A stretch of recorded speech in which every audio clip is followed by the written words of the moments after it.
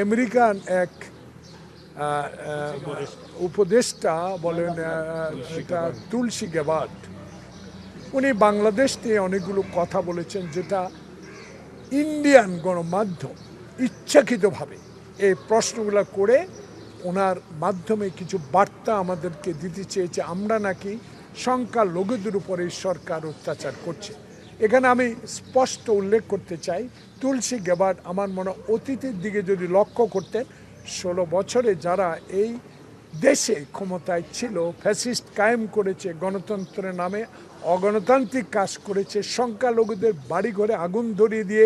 বিএনপির ঘাড়ে চাপিয়ে দিয়েছিল, সেই কথাগুলো যদি উনি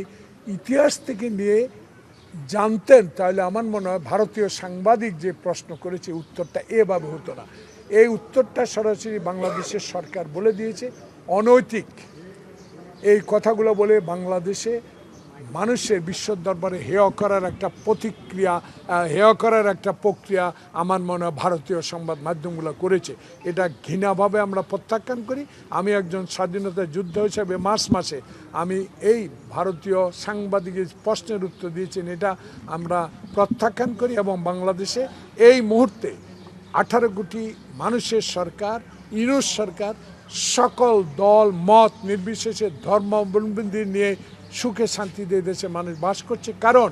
আমি মনে করি একজন রাজনৈতিক কর্মী হিসেবে জনগণ মনে করে এই প্রাসঙ্গিকগুলো উঠিয়ে